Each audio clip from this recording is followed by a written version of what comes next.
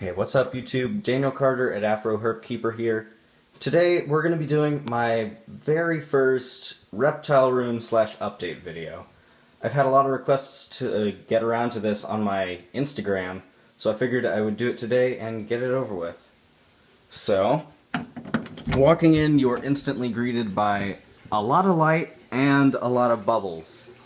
I guess we'll get started over here, since this is one of my biggest animals and definitely one of my favorites.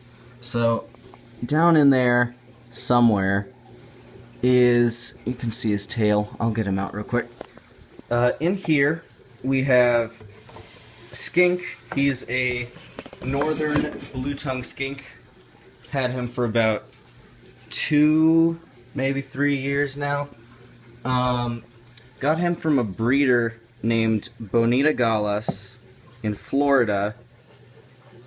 I think it was 2 years ago in August. Oof, come here, bud. There we go.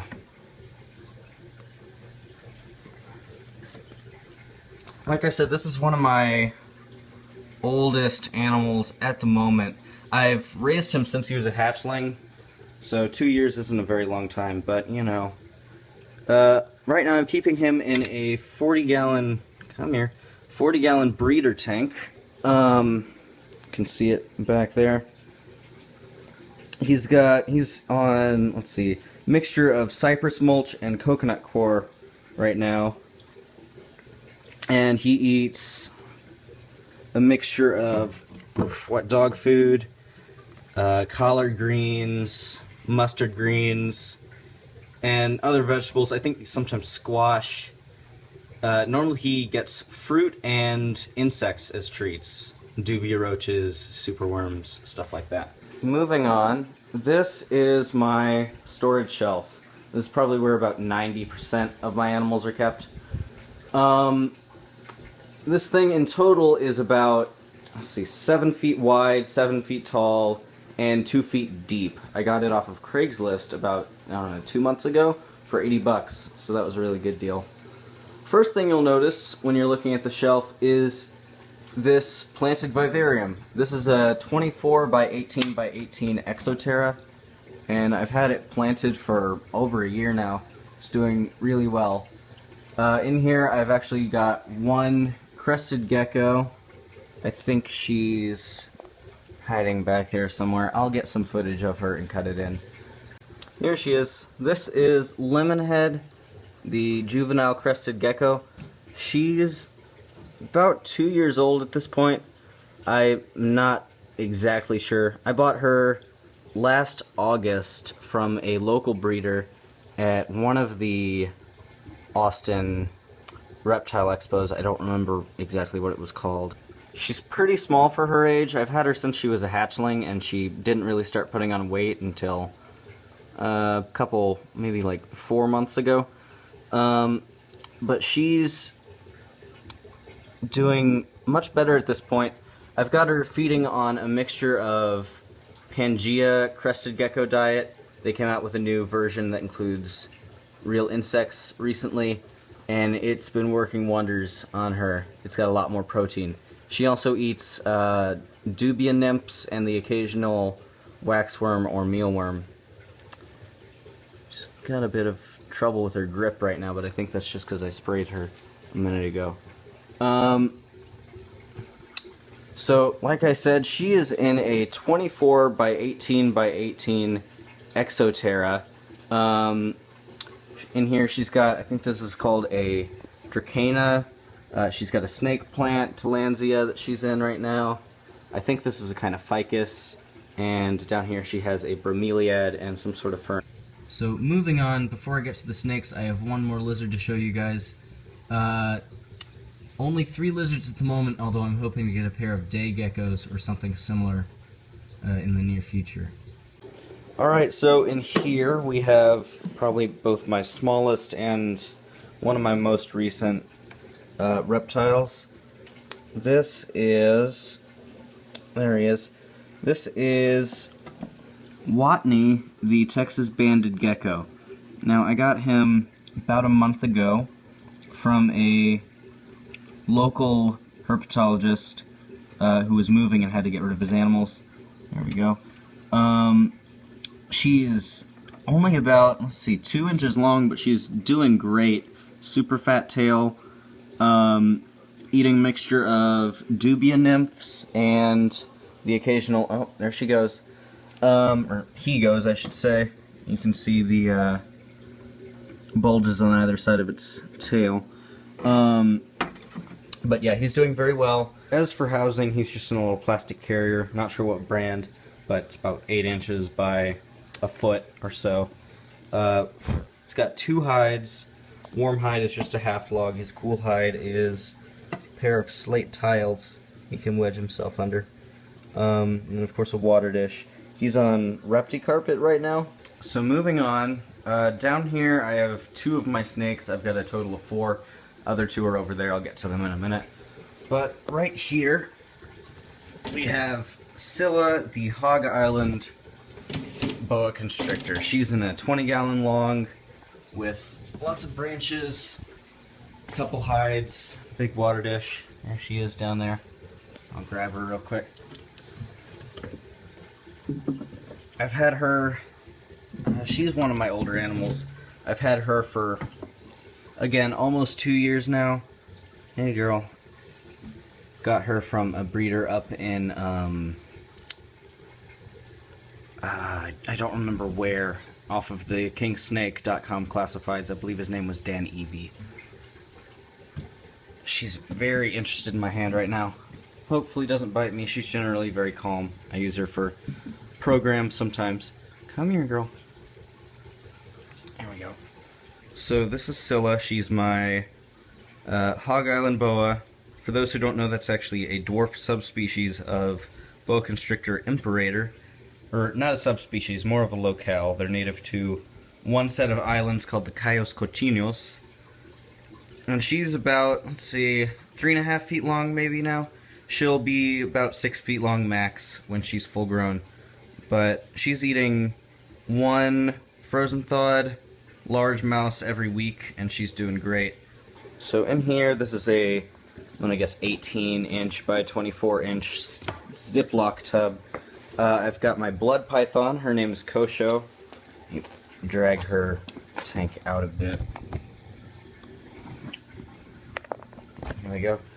She's due to eat soon, so she's probably pretty hungry. Not under there as usual. She is buried under here right now. There she is.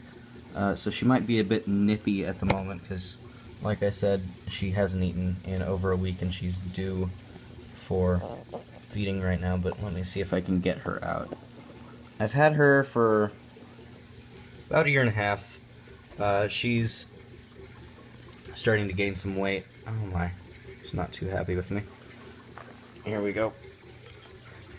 So, like I said, her name is Kosho. That's Japanese for pepper, if anyone's interested. And she's nearing, I want to say nearing 3 feet, definitely putting on some girth. But when she's not hungry or in shed, she also makes a good educational animal. Rarely, or she's never bit me, and she really only, she's all bluff, she only hisses generally. But I will set her back down. She eats 1 medium mouse or rat pup every week. Moving on, I also got this tank off the rack. This is my other most recent addition. Got it from the same person who I bought the gecko from. There she is. This is, she's still unnamed. This is my California Redsided Garter snake. And she is super cute. Only about, I'm going to say 8 inches long right now. But really feisty. Already starting to blue up in places. She's been eating pinky mice about once to twice a week, and I've only had her for about a month, but she's on cypress mulch. She's got a couple hides, water dish. You'll notice she's kind of swaying around a bit. She actually has a neurological disorder. Alright, so she's in a very flighty mood right now, so for the time being I'm going to leave her in her tank. Still not quite used to being handled. Got some musk on me now. Smells great. But yeah, so she's, like I said, been eating pinkies. Skink's coming out to investigate. And like I said, she has a neurological disorder that I've only seen in 3 to 4 other garter snakes, or heard about, not seen. Basically, it affects her center of balance. About half of the time, she'll spend about half of her life upside down. Eating, drinking, sleeping, doesn't matter. She doesn't care. She's just like that. But she won't be bred for that reason. She's a pet-only animal, so hopefully she'll grow into a really nice educational animal. This is one of my biggest tanks at the moment. In here we have Mort, the eastern black-necked garter snake. You can see a bit of her down there. She's kind of brumating right now, so she won't be out very often for the rest of the winter. But this is her tank. It's a, trying to remember, I believe it's 3 feet wide, 2.5 feet tall, and 1 foot deep. It's got some screen on the sides, and of course on the top she's got a big UV light for the bulb, or for the plants, and a regular bulb just to provide some light in the back. She has a big Tillandsia, Dieffenbachia, and a little rubber tree in the front. Also this box turtle shell, which is not alive, just for decoration, and a little water dish, of course. But I will do a video on her at some point. She's, like I said, brumating right now, so she won't be very active for the next couple of months. So moving on, gets us to the amphibians. These are both of my toads.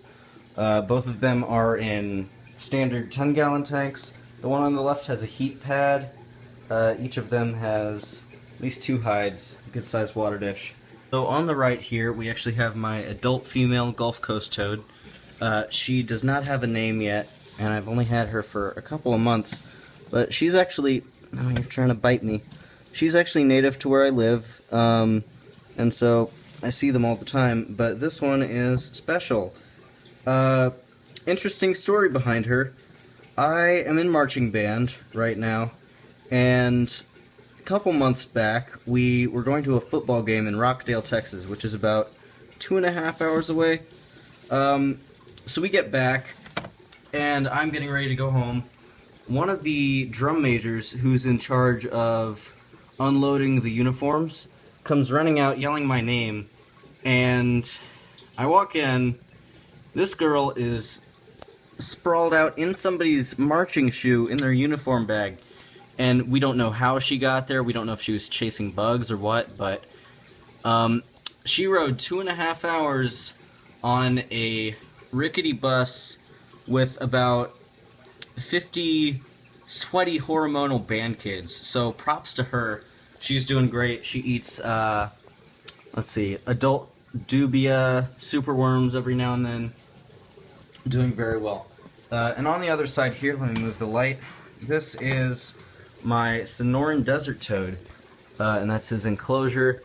He doesn't actually have a name yet, or at least not an official one. I've been calling him Lieutenant. But, let's see. Let me grab him some superworms for you guys to see. He's been eating great recently, doing a lot better than he was. I think it's because I gave him a heat mat recently. But I got him from Mike's Fat Frogs in, let's see, last summer. I think it was June. He's doing very well. Feeding on mostly superworms and mealworms, the occasional small roach every now and then. So moving on, this is by far my oldest animal, last of the amphibians for now. She is an adult female African clawed frog. I actually got her when I was, let's say, 7 in a grow your own frog kit, and she's been with me ever since then. But she's doing well right now. She's eating Reptiman floating food sticks. She's got some live plants in there, a hide, sponge filter, water quality's good. I believe she's eating some of her shed skin right now. You can see her trying to push it into her mouth. But next up we have the invertebrates. So over here towards the bottom of the shelf are all my feeder insects. You can see all of them in the frame here. Under Mort's tank I'm starting up a superworm colony soon. I need to get a better container for them, but for now they're in there. This is my mealworm colony. And over here I have my tub of dubia roaches. These guys have exploded. I started out with only, I'm going to say, 25 of them a couple years ago, and now I've got at least 2,000. They are insanely prolific, and so I'm probably going to have to start selling them soon. Man, there's so many. But yeah, they go to most of my bug-eating animals. The toad, lizards, occasionally this other toad. So they're definitely worth the time and effort. Over here are all my non-feeder bugs, hoping to get some more of these soon. Maybe some tarantulas, a whip scorpion, hopefully some more centipedes. We'll start out over here. These are my Hemiscolopendra marginata Florida blue centipedes. I've got a pair of them. And both of these were actually caught in my house. There's one of them. You can see they're pretty small centipedes. This one's about 2 inches long. Other one's under there, about 3 inches long. But they're doing well. They eat roach nymph or a mealworm every now and again. Very active. Hoping to get some deeper cups for these guys so they don't have any chance of escaping. Next up are my millipedes. I'd like to get some more of these at some point in the future, but for now I've got 3 desert millipedes. I caught these during vacation. Went to Arizona and New Mexico this past summer. There they all are. Beautiful red. These are all around 6 to 7 inches long. I'll pick up this one. Feeding on fruits and vegetables every now and then. They've got about 3 inches of sand and coconut coir mix, some moss, and other things for them to hide under. Millipedes aren't very social animals, but they are super cool. Love these guys. I'm hoping to get some African giant millipedes or something similar in the future. Now, what's in here is by far my favorite invertebrate. Let me see if I can get her out for you real quick. So she's under this rock. Let me see if I can... There she is. So this is Cuddles. She's my African flat rock scorpion. Bought her from captive inverts at Herps Austin last summer along with the desert toad. She's hopefully gravid. You can see she's very large. I'm hoping she'll give birth at some point in the near future. If she does, I plan to keep 2 to 3 and sell the rest of her scorplings. But for now, she's doing great. She's got her own 5-gallon enclosure. Back in the back there, you can see that's a ringtail cat skull. It was found by a friend of mine on their ranch. And she's got a big tillandsia, some rocks, multiple hides, and she's on a mixture of coconut coir, sand, and orchid bark. So that does it for the invertebrates for now. Like I said, I'm hoping to get some more in the future. Over here is one of my fish. This is Pancake, the albino Senegal Bichir. I've had him for about half a year now. He eats hikari sinking carnivore pellets 2 a day, split into fourths. The other inhabitant of this tank is actually a spotted Raphael catfish named Oreo. You can see its tail in that window of the piece of wood there. But it never comes out. I've only seen it a couple times in the last few months. Other than that, there's some Elodia in here, some grasses, a few of these, I forget what they're called. On the other side of the room I have my 10-gallon. It's not doing so great. I'm hoping to merge both of the tanks at some point. You can see it's got a huge blue-green algae problem. All the plants are covered in it, all the fixtures, everything. But in here I have 2 olive Nerite snails. You can see one there sucking on the glass. Other one's over here. I have 4 white cloud mountain minnows, if I can grab some of them on film. There's one. There's another. They're cute. Down here I have one of my Kuhli Loaches. At least one of these, I have 2, is expecting, so hoping for a few babies some point in the near future. Now before I wrap up, there is one more animal in here I like to introduce. This guy probably won't be staying with me too much longer. He's going back to the wild soon. But this is an adult male Redeared Slider. One of my friends actually found crossing the road and brought to me. Word of advice: if you find a turtle crossing the road, leave it be. The best thing for you to do is to continue it in the way it was crossing. Basically just bring it to the other side of the road and let it go, even if there's no water nearby. But this guy, actually only kept him for a few months because, as you can see, if he'll calm down a bit, he's not the calmest turtle. He's missing both of his back legs. He's just got a few stubs here and there. But I took him to a local turtle expert, Deb Sidney, if anyone knows her, and she owns a couple hundred turtles and tortoises. She cleared him for release. They primarily use their front legs for swimming and their back legs for not much else. Would have been different if he was a female, because females use their back legs for nesting, and if they can't nest, then they get egg bound and do not survive. But since he's a male, he's cleared for release, should live a happy, healthy life in the wild. So that's about it, guys. If you enjoyed the video, be sure to let me know.